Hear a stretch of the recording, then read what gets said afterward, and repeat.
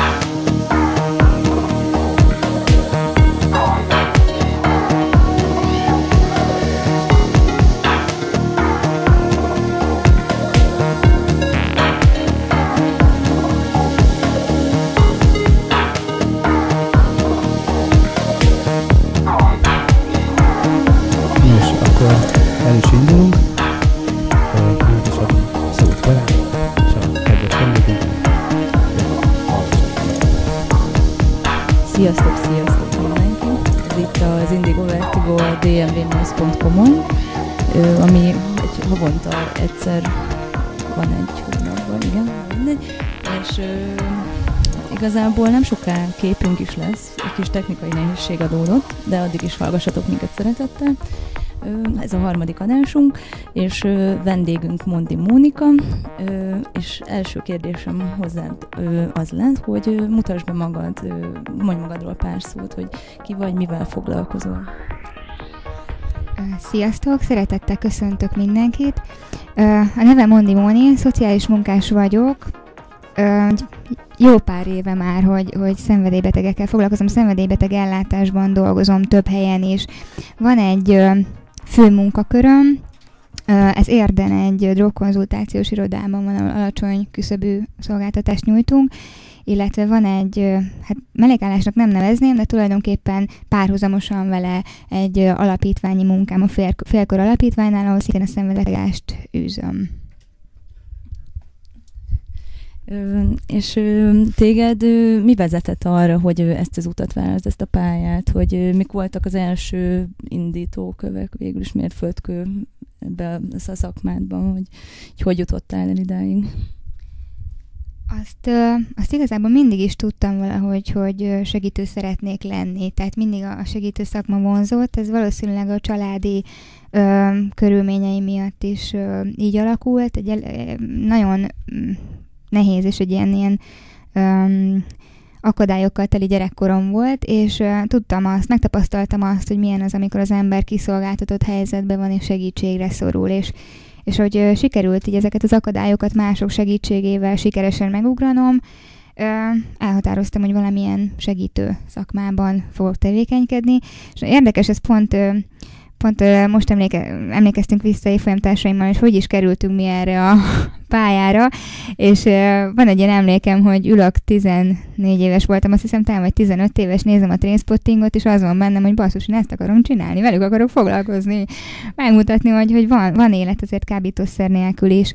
De igazából a segítő szakmán belül maga a szenvedélybeteg ellátás az is egy picit ilyen személyes indítatásból jött, mert nekem a gyógyszerhasználattal voltak problémáim, és valahogy úgy éreztem, hogy tudok segíteni meg tudok szólítani másokat, tudok segíteni esetleg azzal, hogy vannak tapasztalataim az élet nehézségeivel kapcsolatban.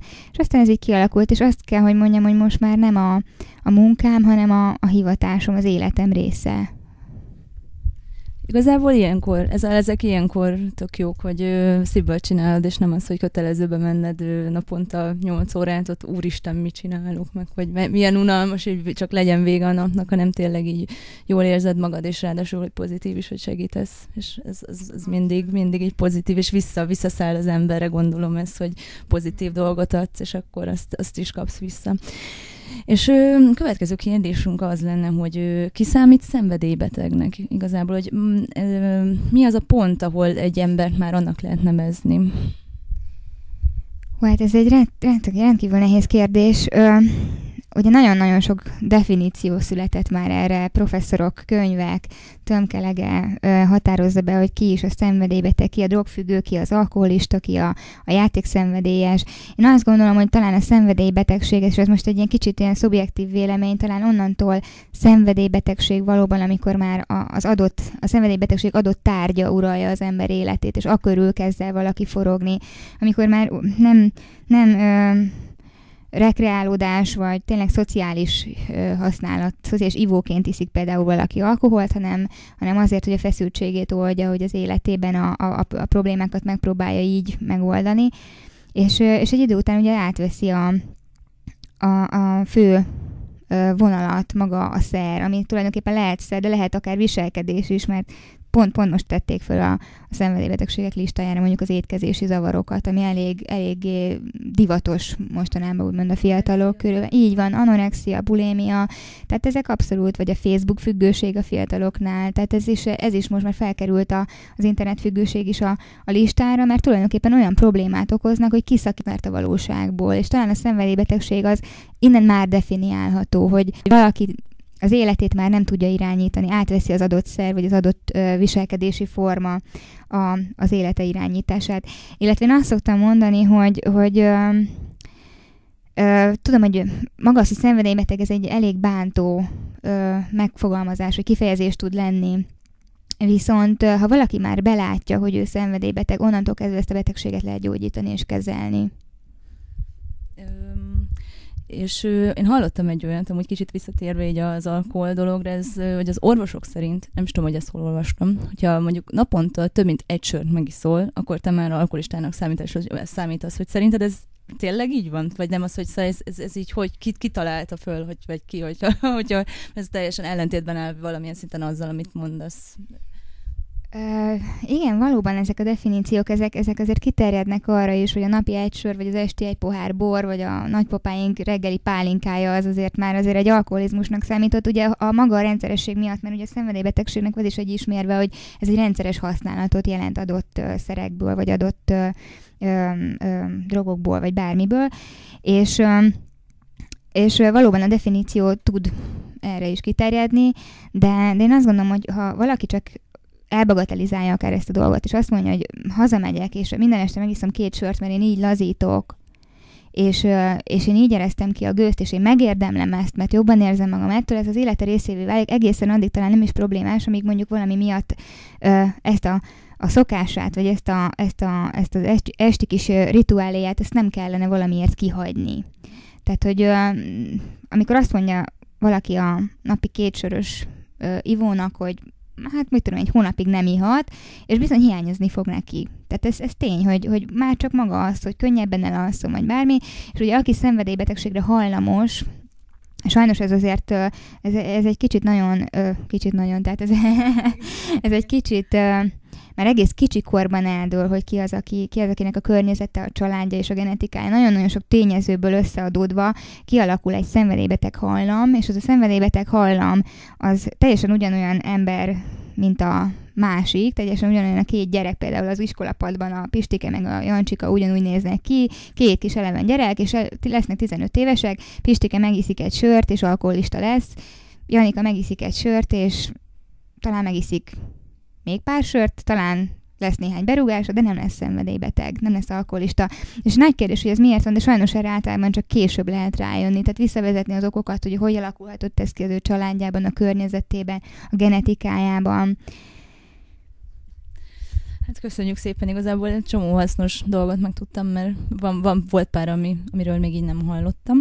Átadom a szót egy kicsit Kurdannak, mert szeretném valamit kérdezni. Én csak azt kérdezném, hogy nem feltétlenül a napi használtam a rendszeresség a fő mérvadó, nem? Hogy a szenvedélybetegségnek az is, tehát hogy lehet, hogy havonta egyszer, vagy hetente egyszer, vagy valami, tehát így.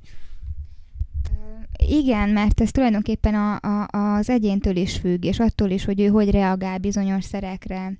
Tehát, hogyha valaki, nem tudom én, minden hétvégén borozik a párjával, vagy nem tudom, a családjával, ebből semmilyen problémája nincsen, ez egy szociális ivó, tulajdonképpen aki pihenés céljából, vagy rekreálódás céljából használja az alkoholt, de valaki alig várja a hétvégét, és azért remek, hogy csak végre leihassa magát, hogy megszabaduljon a heti feszültségektől, de az már egy figyelmeztetőjel. Tehát nagyon fontos az, hogy miért használ valaki kábítószert vagy alkoholt, miért ül a Facebook előtt egész nap, tehát azért, mert nem jó neki a valóság, vagy nem tudja a problémáit kezelni, és egyszerűen ki akar szakadni ebből, ki akar szállni az ő életéből tulajdonképpen, amennyire csak lehet.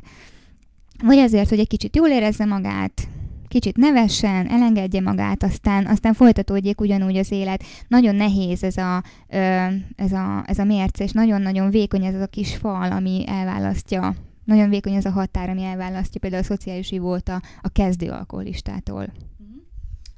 És van pár olyan ismerősöm, aki például úgy cigizik csak, hogy hétközben nem cigizik, hanem amikor mondjuk elmegy bulizni, vagy hétvégén, akkor viszont mindenképpen rágyújt. Ez valójában ez azt jelenti, hogy akkor nem szokott le a cigiről, csak tudja tartani magát mondjuk 5 napig, vagy egy hétig, vagy másfélig, amikor nem gyújt rá, és akkor utána igen.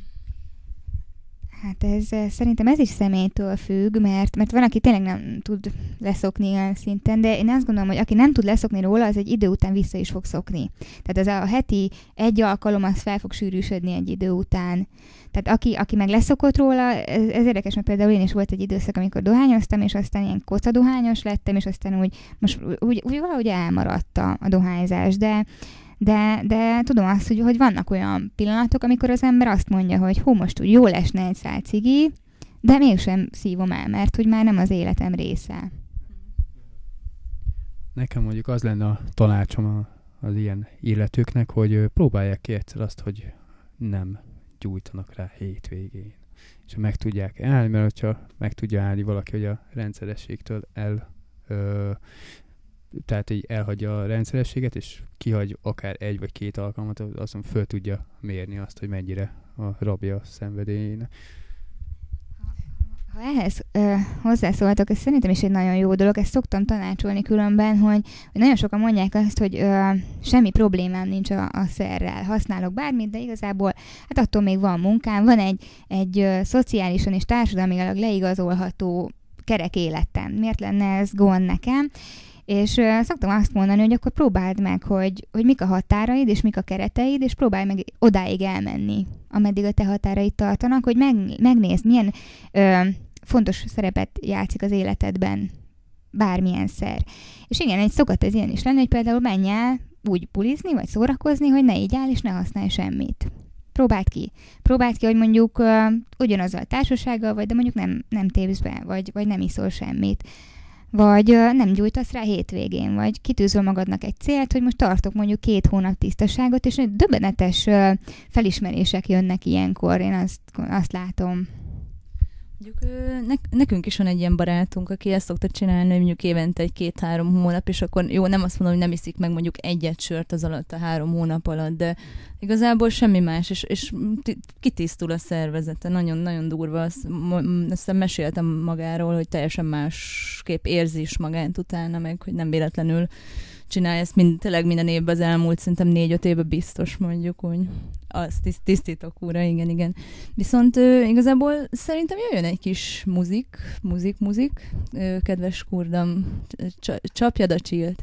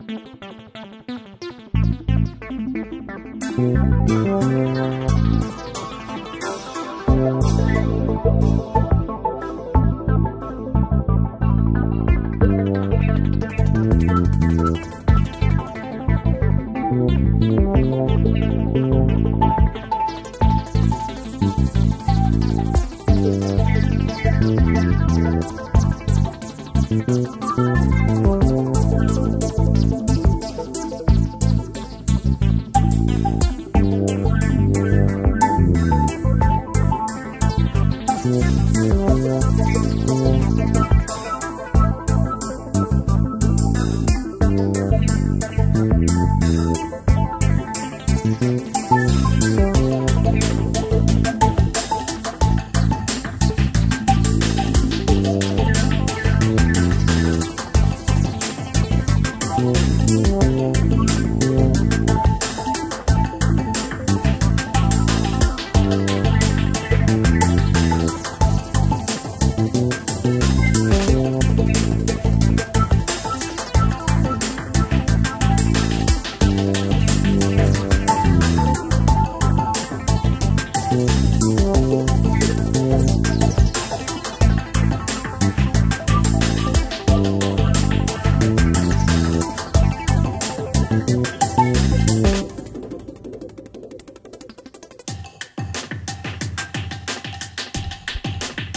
és akkor visszatértünk.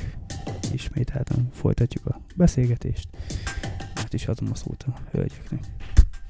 Köszönjük szépen, Gordon, nagyon szép muzsikát játszottál itt nekünk.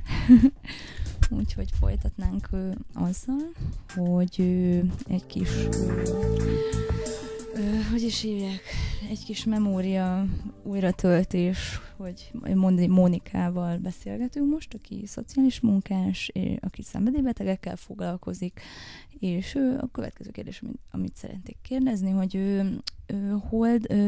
hol dolgozol, hogy milyen alapítványnál, vagy egyedül segítesz, vagy ez így mi, hogy merre? Hát egyedül azért keskeny lennék. 2 helyen is dolgozom. Van egy leállósáv Fantázia névvel született drogkonzultációs iroda. Ez Érden található. Tulajdonképpen Érden most ez az egyetlen olyan hely, ahol specifikus szenvedélybeteg ellátás zajlik. Ugye Érdet és környéke, de tulajdonképpen országszerte ellátunk bárkit, aki hozzánk fordul. A leállósáv sajátossága, hogy tulajdonképpen ez egy az állam által fenntartott intézmény, ahol alacsony küszöbű szolgáltatást nyújtunk. Igazából ez alatt azt kell érteni, hogy talán egy utal is az alacsony küszöb kifejezés arra, hogy nincs elvárás azzal szemben, aki hozzánk fordul. Bárki bejöhet, akinek problémája van, bárki bejöhet, aki hozzátartozó esetleg, vagy maga az érintett, vagy a környezetében észlel hasonló problémát. Tehát tulajdonképpen bármilyen függőséggel bárki fordulhat hozzánk. És amúgy, ami nem ilyen alacsony küszöbű, ott milyen dolgok folynak? Szóval, hogy ott miben más, mint ez mondjuk? Tehát a magas küszöbű ellátásoknál ott azért már van elvárás a kliens felé. Tehát ott már van egy együttműködési feltétele annak, hogy ők tudnak segíteni. Tehát például vegyünk egy terápiás otthont, ott ugye be kell költözni, be kell tartani a szabályokat, és ott részt kell venni az adott programokon. Ha valaki ezt nem tudja tartani, akkor ugye kirakják. Nálunk ilyen nincsen. Tehát tulajdonképpen nálunk be lehet jönni, hogyha valaki be van állva, és akkor egy kicsit pihenget, hogy tudjunk egyáltalán beszélni. Tényleg van egy ilyen pihenőszobánk, tehát egy drop-inunk, ez is egy szolgáltatás tulajdonképpen, hogy be lehet jönni, úgy egy kicsit józanodni. Nem is detox, de hogy van ilyen, hogy valakit mondjuk orvost kell hívni rá, vagy bármi. Akkor ezt a szolgáltatást igénybe szokták venni konkrétan, így most ez furán kifejezve, de... Igen, ezt igénybe szokták venni. Most nyilván nekünk is van egy házi rendünk, tehát ezért nem lehet ott mindent szétdorbézolni, vagy nem tudom, ott a WC-ben szívni, de ha valaki esetleg úgy jön be, hogy mondjuk alkoholt ivott, és mondjuk egy picit be van rúgva, vagy be van, mondjuk egy partiból esik be, hát akkor Istenem, akkor beesik, és akkor lehet egy kicsit ott pihengetni. Van tű- és fecskendőcserénk, ami azt jelenti, hogy a használt fecskendőt és tűt azt becseréljük újra sterilre, illetve adunk hozzá eszközöket is, krémet, fertőtlenítőt, hasonlókat.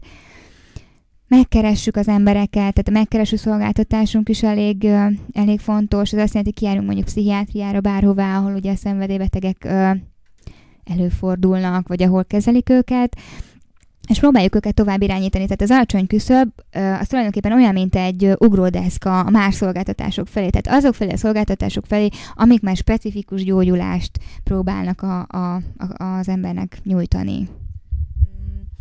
És te hogyan kerültél ide be az Egyesületbe? Szóval, hogyha mondjuk egy frissen diplomázott szociális munkás szeretne elhelyezkedni, akkor hogyan induljon neki? Hogy hogyan tud egy ilyen szervezetbe bekerülni? Hát így diploma után abszolút nem ezt dobta a gép, a szenvedélybeteg ellátást. Tehát ez úgy kezdődött, hogy én Érden kaptam munkát a családsegítő szolgálatnál, és ott dolgoztam, és az ottani munka során bukott azt ki. Tulajdonképpen megkérdezte a főnököm, hogy mivel szeretnék foglalkozni, és mondtam, hogy én a szenvedélybetegekkel szeretnék foglalkozni, és azt mondta, hogy jó, azok itt nincsenek, úgyhogy akkor mást fogok csinálni. És hát szorgosan végeztem a dolgomat, és valahogy úgy hozta az élet, meg hát én is, mert hogy próbáltam így ebben tevékenykedni, hogy megkerestem a helyi kábítószeregyeztető fórumot például, ami egy ilyen érdekvédelmi szervezet, a helyi szervezeteket, és valahogy egyre több olyan fiatal került hozzám, aki szenvedélybetegséggel küzdködött. És így felötlött az a gondolat, hogy igenis szükség van ellátásra, mert ugye a családsegítő keretein belül nem lehet a szenvedélybetegeket. Ebbe se jön tulajdonképpen, ez egy nagyon furcsa helyzetet teremt, hogy próbáltuk úgy, hogy a zárás után én ott maradtam, és a zárás után egy ilyen lekapcsolt villanynál, és senki nincs bent, valahogy úgy. Zárt körű klubot csináltatok? Abszolút, egy ilyen underground klubot. És ez nem működött így nagyon jól, úgyhogy megpályáztuk azt, hogy egy külön szolgáltatásként, egy teljesen különálló irodában a város másik részén tudjunk esetleg hasonló szolgáltatást bevezetni, és akkor sikerült is megnyerni 2 évvel ezelőtt, és azóta van a leállósáv. A másik szervezet, az pedig egy alapítvány, a Félkör Alapítvány. Most nagyon sok ilyen intézménynevet fogok mondani, de hogy tulajdonképpen az alapítvány a Kék Kocka szervezetével együtt jogi elterelést kezdett el csinálni már évekkel ezelőtt, és én hozzájuk kerültem, mint csoportvezető, csoportokat tartottam, egyéni alkalmakat, és aztán úgy szépen elkezdődött itt is a munka, tehát itt is most már prevenciózni szoktunk, gyermeknapra járunk, elterelést tartunk, ami ugye ugyan kötelezett, de én azt gondolom, hogy ez is egy nagyon jó formája annak, hogy információt tudjunk átadni, vagy egy picit rá tudjunk világítani, és szemléletváltást tudjunk elérni a szenvedélybetegeknél. De persze, hogyha jól tudom, akkor bárki mehet, így nem muszáj a jogi kötelezettséget megvárni ezzel, úgyhogy mindenkinek hajrá, aki esetleg hajlandóságot érez felé. Igen, abszolút. Tehát az elterelés az egyetlen, ahova a rendőrség vagy a bíróság ugye a BTK szerint ugye bűncselekmény kábítószert fogyasztani, és akiket ezzel elkapnak csekély mennyiséggel, és alkalmi fogyasztóként, azok járhatnak elterelésre hozzánk, de a kötelezettségen kívül bárki bejöhet hozzánk, bárki segítséget kérnek. Tehát ez egy kis szegmense tulajdonképpen az ellátásainknak az elterelés. Nagyon sokan ugye, akik önként kérnek segítséget, azért nekik is van esetlegesen más rendőrségi ügyük, de tehát ez jellemző. De maga az elterelés is egy ilyen talán egy ilyen mágnes, én talán úgy gondolom, hogy egy picit bevonzza talán azokat is, akik nem biztos, hogy kötelezettek, de hallottak róla, de tudnak róla, hogy lehet jönni, és akkor valamit tudnak profitálni ebből. És akkor most végül is mondtad azt, hogy akiknek kötelezettségük ide eljönni, mert hogy elkapták valamivel őket, valakik maguktól keresnek titeket meg. Ezenken kívül még hogyan tudnak eljutni hozzá? Vagy hogy szoktak hozzátok eljutni az emberek? Hogy találnak rátok így? Nagyon sokféle variáció van, nagyon sokszor a hozzátartozó keres meg bennünket. Tehát nem is az érintett, hanem a hozzátartozó érzi problémásnak azt például, hogy a gyereke már nem jár iskolába, már nem látta egy hete, vagy félte egyáltalán az életét, vagy a férje alkoholista.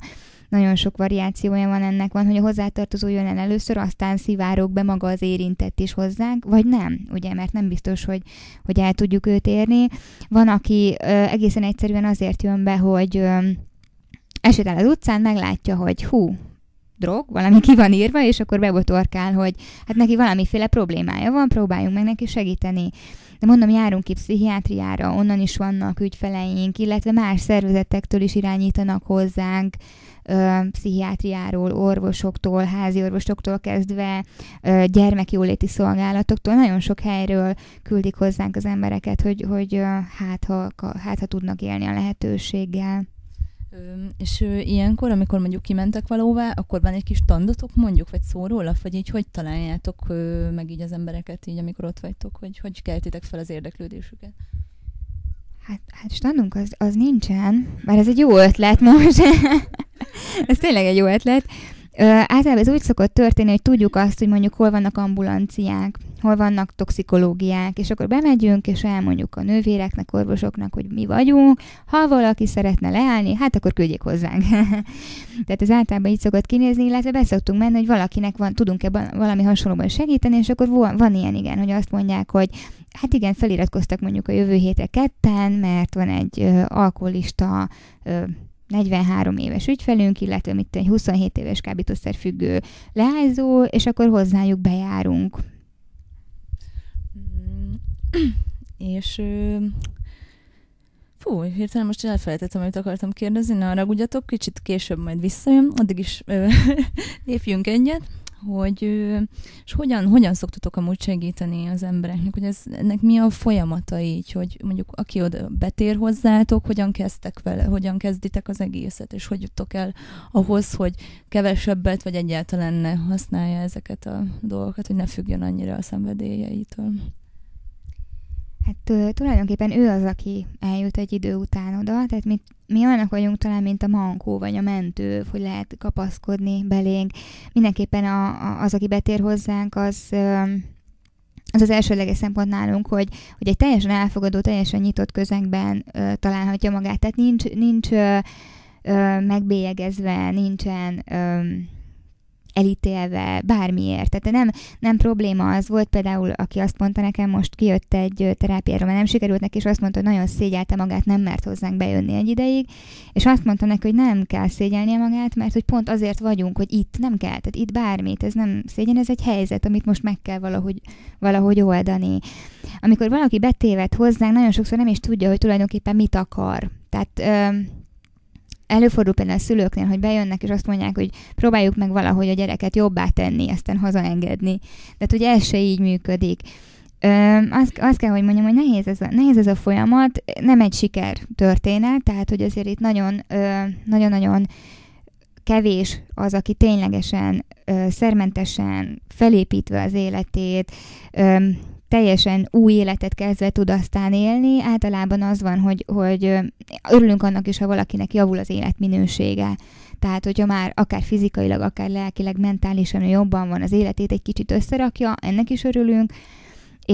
És mindenképpen azt mondta nekem a kollégám, hogy az jellemző az intézményünkre, mind a kettőre különben, hogy az elsődleges szempontunk, a szakmaiságunk elsődleges szempontja az a szeretet. És ez nekem nagyon, nagyon tetszik, és nagyon bejön, mert igen, abszolút ez az elv alapján működünk, mert én azt gondolom, hogy máshogy nem is lehet talán segíteni.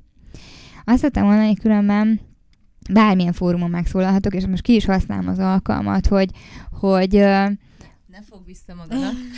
Köszönöm. Hogy bárki, akinek csak már kérdése is felmerül, amikor hall mondjuk egy ilyen műsort, vagy bárkit beszélni erről a témáról, és csak egy kis gondolat motoszkál a fejében, vagy felmerül egy kis kérdése, akár önmagával, vagy a környezetében élőkkel kapcsolatban, az nyugodtan jöjjön be hozzánk. Tehát lehet, hogy egy beszélgetés kell ahhoz, hogy egy kicsit meginduljon egy folyamat. Nem tudunk csodát tenni, nem tudunk rajta vagyunk, igen. nem tudunk új életet adni, pénzt adni, meg lakást adni, meg bármi ilyesmit, tehát ilyeneket nem tudunk adni, de mindenképpen próbáljuk felgöngyölíteni azt, hogy miért is probléma az ember életében, hogy is jutott el odáig, mik az aktuális problémái, hogy van ő a világban, és tulajdonképpen nem teszünk más, csak tükröt tartunk, és visszajelzünk folyamatosan. Aki esetleg picit a pszichológiában járt, és ez talán Carl Rogersnek a nevét azt így ismeri, és neki van egy abszolút ilyen holisztikus elmélete, hogy az egész embert nézzük mindenével, a környezetével, a mindenével együtt. Tehát nem csak a függőségre koncentrálunk, hanem tulajdonképpen az emberre koncentrálunk, mert hogy a függőség az csak egy szelete az embernek. Szóval akkor végülis el is mondtad, amit szerettem volna így belegondolni, hogy végülis olyan, mint hogyha egyfajta pszichológushoz menne az ember, de mégsem, mert barátibb az egész, és jobban elengedheti magát, amit... Az biztos, ez abszolút kötelezettségektől mentes, és egy ilyen szabad beszélgetés. Tehát így arról beszélgettünk, amiről akar az ember. Úgyhogy bátran. Szóval láncokat ledobni. Ez egy jó metafora. Elkezdtél mesélni erről pár szolgáltatásról, amiket nyújtotok itt ennél a kék,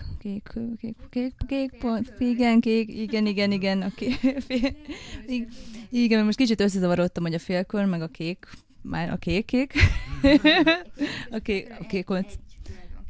Tehát a kékkocka és a félkörök egy szervezet tulajdonképpen, két névvel a szolgáltatások miatt ilyen bonyolult ez, de hogyha a félkör, ez már így bőven elég. Jó. Szóval, hogy milyen szolgáltatásokat nyújtotok ezen az elterelésen, lelki tanácsadáson kívül még milyen projekteket szoktatok véghez vinni? Szoktunk járni gyerekekhez, prevenciózni.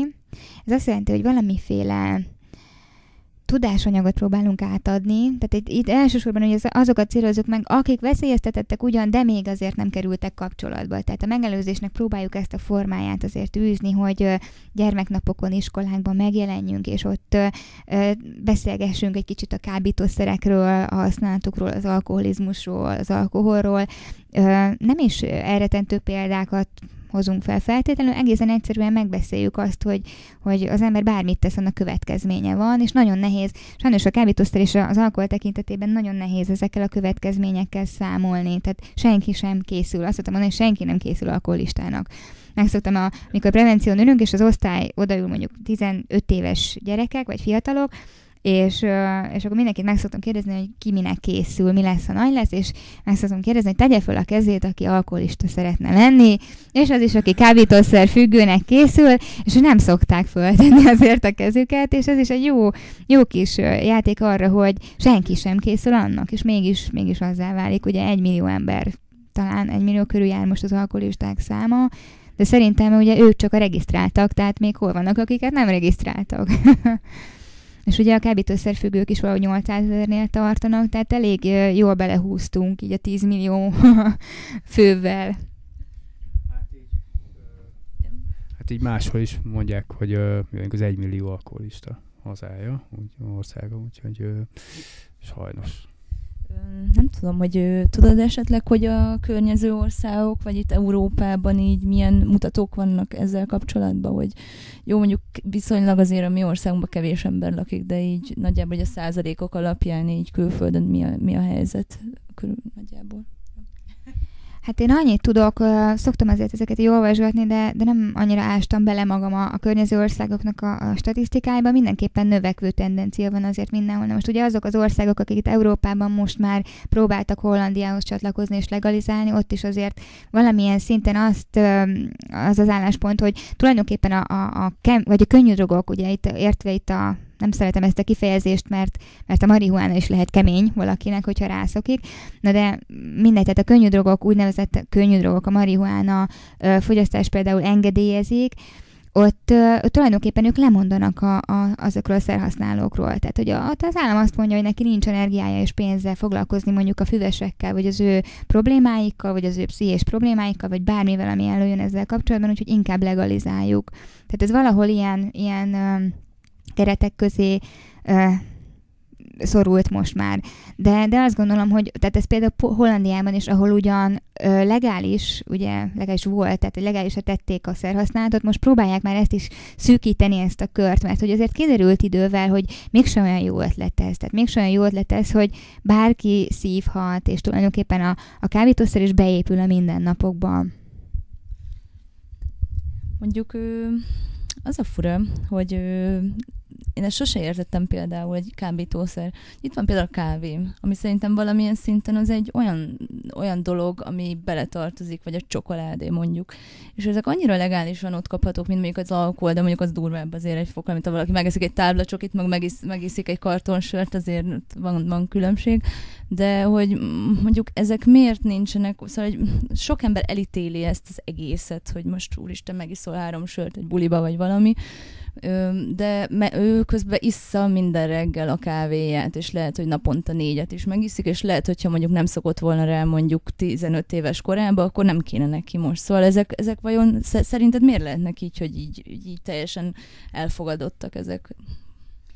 Ugye ezért ez egy kulturális hatás is, hogy ugye például Magyarországon ugye van az alkoholfogyasztásnak kultúrája, mondjuk Indiában a kendernek van kultúrája. Tehát mindenképpen egy kulturális hatás is, illetve én azt gondolom, hogy ugye, ha már így próbáljuk csoportosítani az élvezeti cikkeket, akkor ugye a drogok ugye bármi olyan lehet drog, ami a szervezetünkbe kerül, és megváltoztatja a működését. Tehát egy jó kávé, vagy az energiaital, én is nagyon szeretem a kávét például, vagy a nikotin, vagy bármi, lehet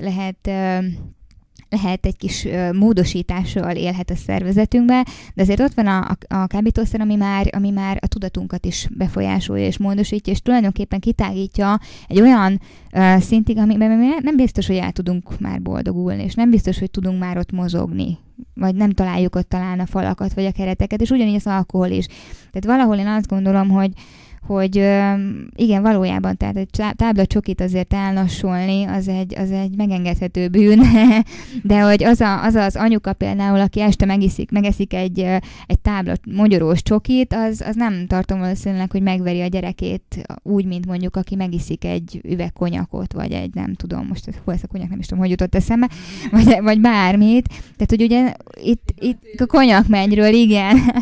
Tehát, hogy nagyon erős különbségek vannak azért a kávé, alkohol, csoki, kábítószer között. Szóval akkor nyugodtan egyetek egy tábla csokit. Ezek után nem lesz semmi probléma. Viszont Kurda megint jön egy kis csillnótával, úgyhogy csapassad. Köszönjük. Rendben.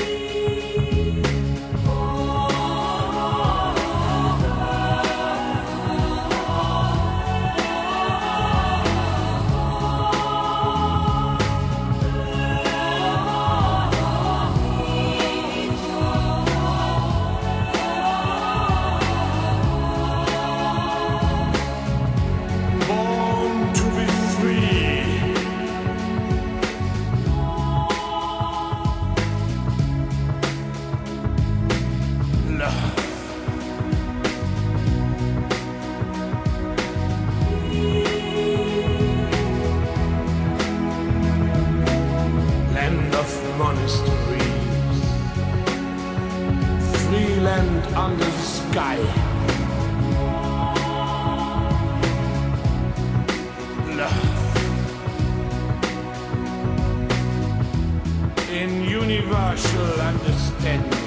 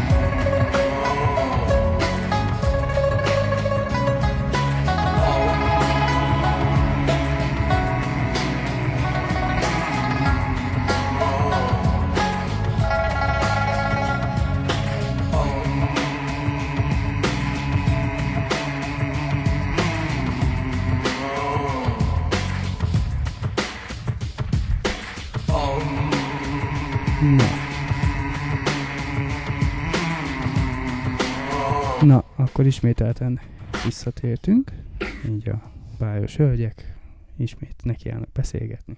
Hallgassatok minket. Sziasztok sziasztok megint csak, bocsánat, hogy igazából az előbb kimaradt az, hogy az embereknél melyik szénából jön a legtöbb. Szóval mit vettél észre, hogy milyen fajtából járnak hozzátok a legtöbben? Általánosítani, meg ilyen statisztikát itt nem tudok mondani. Az anyagi helyzetre azért nem szoktunk olyan nagyon kitérni, meg arra, hogy ki milyen társadalmi rétegből jön, de nyilván ezért lehet ezt is mérni, de mindenhonnan. Tehát, hogy jellemző, hogy tényleg a abszolút luxusból érkező fiatalok ugyanúgy megjelennek nálunk, mint például a hajléktalan fiatalok. Tehát nem válogat, vagy nem kímél úgymond senkit azért a szenvedélybetegség, és tényleg kortól, nemtől függetlenül. Azért a korosztály az mondjuk egy picit adottabb, vagy egy picit behatárolhatóbb, mert azt kell mondjam, inkább a kamaszkortól talán így a 30-as évekig, 35-35 évekig van a legtöbb ügyfelünk, de hát mondjuk a legidősebb kliensünk az 68 éves talán, ha jól tudom, 68 éves, most így hirtelen pontosan fejben nem tudom, de ha jól tudom, 68 éves, tehát ő például 40 éve alkoholista. Tehát tényleg van az ügyfelek között orvos, énekes, cégvezető, kiskamasz, hajléktalan, teljesen változatos, és ez nagyon érdekes, mert például azért szeretem a csoportokat, mert ezek az emberek, akik egyébként nem találkoznának semmilyen formában, a közös probléma miatt ott egy helyen ülnek, egy csoportban ülnek, és ugyanúgy tükröt tartanak egymás elé. Szóval ez valamilyen szinten segítség is lehet valahol, gondolom akkor nem, hogy együtt könnyebb lehet, hogy egy összetartó erő, egy kohézió, ami egymás segítése és egymás problémái meglátása után talán egy fokkal könnyebb. Erről amúgy az jut eszembe, hogy amikor órán vagyok, tervezőgrafikusnak tanulok, akkor a tanár például mondja, hogy abból lehet nagyon sokat tanulni, hogyha körbemész és megnézed az osztálytársaidnak a munkáit, hogy mit csinálnak a gépen, és akkor abból tényleg fejlődni tudsz, hogy viszonyítási alapod van akár, vagy valami, hogy akkor valószínűleg ez itt is működik. Abszolút. Én nagyon szeretem a csoportos formát, nagyon szeretem a csoportos segítést. Szerintem az egyik leghatékonyabb módja a gyógyulás megindulásnak és a gyógyulásnak, mert tényleg kortól, nemtől, társadalmi hovatartozástól, iskolai végzettségtől, de mindentől függetlenül egy bizonyos probléma köti össze az embereket. És ez a probléma, ez úgy felülír más. Tehát ez egy picit olyan, mint a katonák között a bajtársiasság, hogy kiállunk egymás mellett jóban, rosszban. Talán egy picit ahhoz hasonlítanám, mert hogy ugyanaz a probléma, mindenki tudja, miről beszél. Nagyon hasonlóak néha az életutak, nagyon hasonlóak a problémák, nagyon hasonlóak azok az előzmények, amik ide vezetnek, és amikor valaki azt gondolja, hogy én egyedül vagyok a problémámmal, hogy én vagyok a legszerencsétlenebb a világon, és az én családom a legrosszabb, az én sorsom a legrosszabb, nekem a legrosszabb, akkor odaül olyan emberek közé, akiknek talán rosszabb, mint nekik. Tehát ez is egy tükör lehet, hogy megtapasztalni és látni azt, hogy valójában van nálam rosszabb helyzetben élő, és még élő is. Akkor lehet, hogy nekem is vannak esélyeim. Illetve a csoport, ez egy nagyon jó referencia lehet egymás részére. Tehát a csoporttagok azért ez a dinamika azért teljesen önkéntelenül beindul mindig, tehát referálják egymást, tehát méregetik egymást, van, aki ő már tiszta, akkor annak, aki esetleg nem tudom, eszébe nem jutott, hogy ne szívjon, azt mondja, mit tudom én, egy 3 hónap után, megtörtént esetek alapján mesélek most, 3 hónap után azt mondta a srác, hogy hát mivel az XY nem szív 8 hónapja, úgy döntött, hogy hát ő se szív, és akkor, mert hogy neki ő lett a példaképe, megpróbálja, milyen így az élet. Tehát, hogy nagyon erős hatással tudnak rá lenni, és igazából nagyon én azt gondolom, hogy az, aki használ, az nem igazán beszélget arról azokkal sem, akikkel használ, illetve azokkal sem, akik nem használnak, mert hát velük meg egyébként sem, hogy mi is lehet az oka ennek, mi is lehet a gyökere, mi a jó benne, mit ad a kábítószer, vagy az alkohol, és mi az, amit már elvesz. Mert amikor már elvesz, akkor már kezd kinyílni a szem, de olyankor még a kéz nem cselekszik. És általában, amikor így jönnek hozzátok az emberek, volt már olyan, hogy így csoportba érkeztek, mondjuk 2-3 így barátok összefogtak, és akkor így hopp, na menjünk el, próbáljuk meg, és mennek. Igen, erre is nagyon kedves történetek. Volt ilyen nem egyszer, hogy ugye egyedül nem merek menni, és akkor valakivel megyek, hogy erősítjük egymást, mint a lányok, amikor együtt mennek pisilni, mert hogy rémséges dolgok történnek a WC-n. Ugyanígy, hogy igen. Tehát, hogy teljesen van jellemző a családoknál is, hogy volt olyan például az egész család eljött és elkísérte a gyereket, és ez is annyira jó, mert látni azt, hogy tényleg ott állnak mellette. Tehát tényleg nem az ellenségei, hanem ők is szeretnének részt venni és segíteni neki. De vannak ilyen történetek, igen, hogy akár házastársak együtt, szülő a gyermekkel, vagy barátok jönnek együtt, hogy volt egy nagyon kedves történet, egy évvel ezelőtt jött hozzánk egy ilyen kis baráti csapat, ahol hoztak egy fiút a többiek, hogy nagyon, nagyon függő és szeretne leállni, és valami legyen. A többiek annyira nem függők, de azért ők is jönnének vele. És az annyira nem függők közül egy leányzó most már teljesen tiszta, jól van egy párja, nagyon van munkája, meg mindent, tehát teljesen...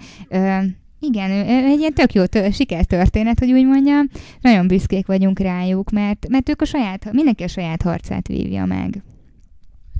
Mint végül is az életben magában végül mondhatjuk úgy. Arra még talán nem tértünk ki, hogy hol vagytok megtalálhatóak így helyileg. Talán azt mondhatod, hogy az egész országban, de hogy így a fő kirendeltségetek így merre felé van, vagy hogyha már igazából Pestről beszélünk, vagy most itt vagyunk Budapesten, hogy itt ha valaki el akar menni, akkor hová tud fordulni hozzátok? Én talán azt mondanám, hogy a nagyon-nagyon divatos Facebookon fönt vagyunk, pont ezért, hogy megtaláljanak minket. Igen, Facebook függők előnyben. Pont azért, hogy megtaláljanak minket. A leállósáviroda helyileg Érden van. Az ellátási területünk az országos, az azt jelenti, hogy valaki Nyíregyházáról jön hozzánk, akkor is fogadjuk. Igen, van egy ügyfelünk Dabasról például. Tehát vannak, akik azért messziről jönnek, és...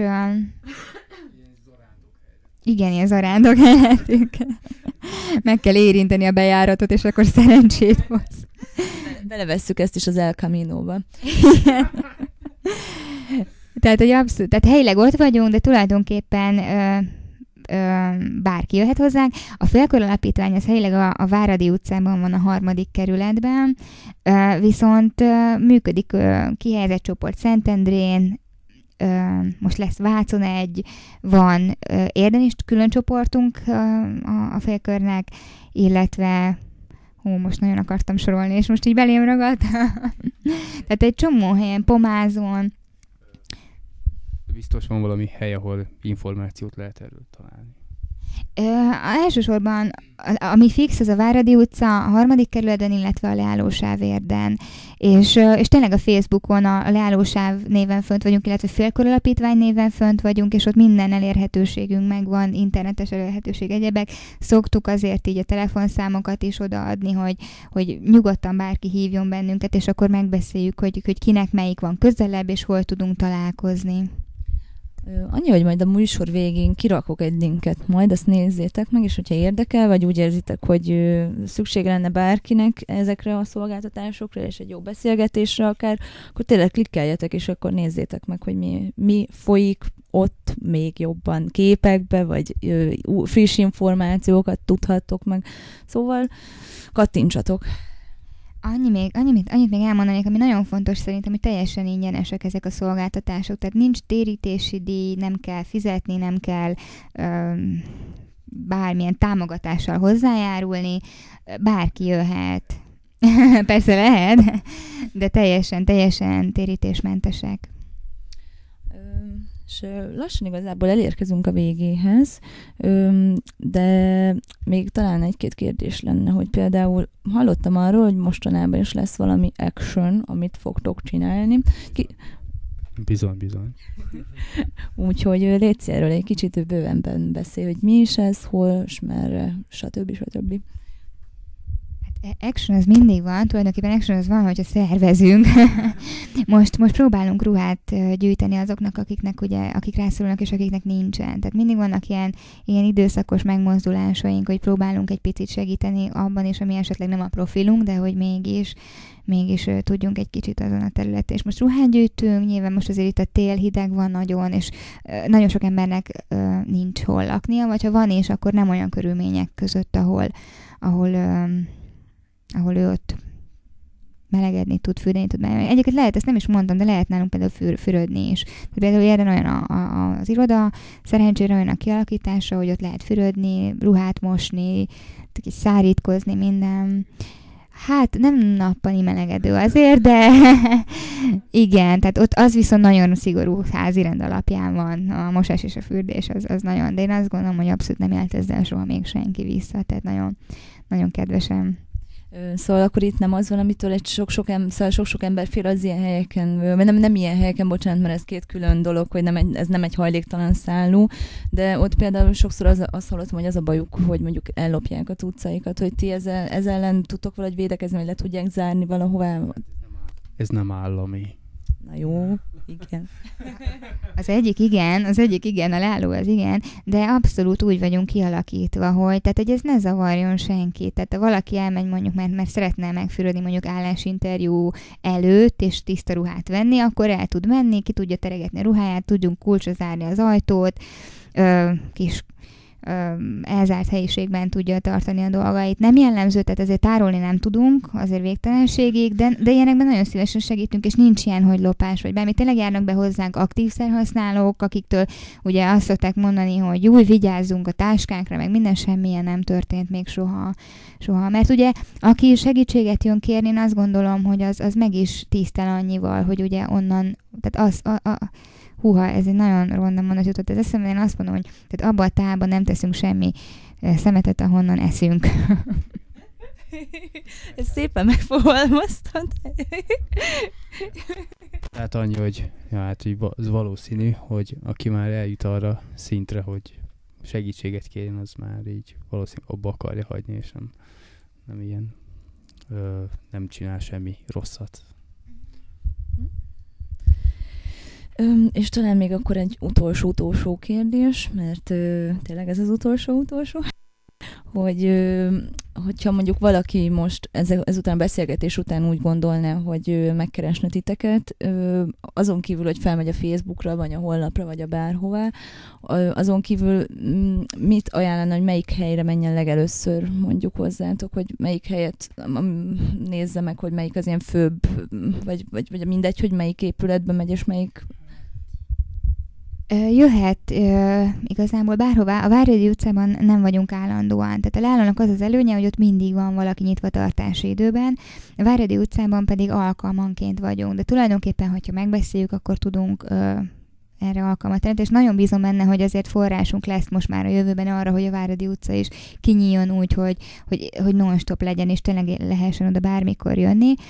De hogyha valaki úgy gondolja, hogy jönni akar, vagy csak kérdése van, vagy beszélgetni akar, akkor akár ezt megteheti e-mailben is, tehát hogy nem muszáj személyesen se jönni, telefonszámot, nem tudom, akár be is diktálok számot, ha gondoljátok, nagyon szívesen. Szerintem így élőben is elmutatná a címeket, így pontosan, hogy valaki felírja. Jó, tehát van egy telefonszám, ami tulajdonképpen nálam csörög, de hogy én minden befutó hívást kezelek. Ez 20-as, 577 0165, és mindenkit visszahívok. Ennyit tudom mondani, hogyha hirtelen nem kapom föl, azért rengeteg hívás jön rá különben, tehát ez nehéz így mindenkit, de azért legyetek kitartóak. Ez a Facebookon amúgy fönn van ez a telefonszám, vagy fenn? Igen, ez egy ilyen nyilvános telefonszám, csak én hordozom magammal nagy lelkesedéssel. Illetve itt tényleg lehet e-mailt írni, van a leállós elviroda, kukacgmail.com-os címünk, illetve van a Félkör Alapítvány egybe, @gmail.com-os e-mail címünk. A Facebookon mind a két szervezet fönt van, és a honlapszímet, ezt most azért nem mondom, az baromi bonyolult, ez egy másik gondozóközpontnak a honlapjáról nyíló ilyen kis fülecske. Az érdi címünk az Vörösmarty utca 31 szám, a budapesti címünk pedig a Váradi utca 19 harmadik kerületben.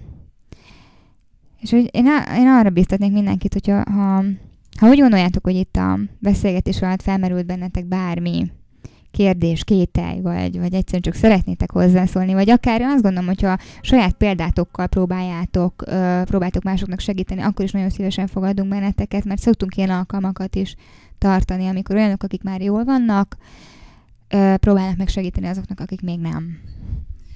Hát köszönjük szépen, Móni, hogy itt voltál, elmondtad ezeket a tök jó dolgokat, és reméljük, hogy tudtál segíteni, vagy legalább valami csipát felnyitni, mondjuk így az embereknek. Úgyhogy még egyszer, hogyha elfelejtettétek mondjuk, vagy túl gyorsak lettünk volna ahhoz, hogy felírjátok az elérhetőséget, akkor nem sokáig kiposztolom Facebookra a leállósávnak a Facebook oldalát, és akkor onnan mindent meg tudtak találni. Valamint azért, hogyha a műsorral kapcsolatban bármi észrevételtek van, illetve nem teljesen világos, nekünk is írhattok nyugodtan. Úgyhogy, sőt, a ruhákkal kapcsolatban, hogyha van ilyen felajánlásotok, akkor nekünk is írjatok bátran az Indigo Vertigo Facebook oldalára, mert mi is így segítünk nekik, és így gyűjtjük a dolgokat. Úgyhogy nagyon sok szeretettel várjuk, december 23-áig csak szóljatok nekünk. És köszönjük szépen, hogy hallgattatok minket. Sziasztok!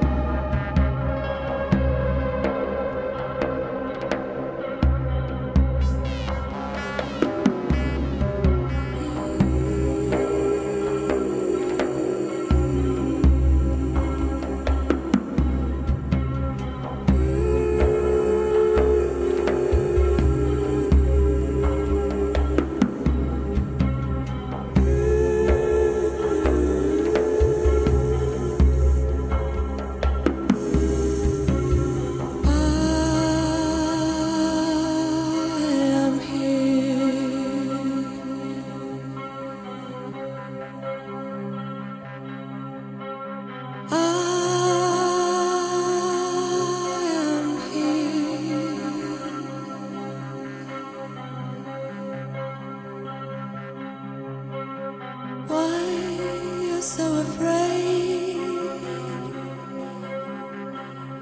of the face of God?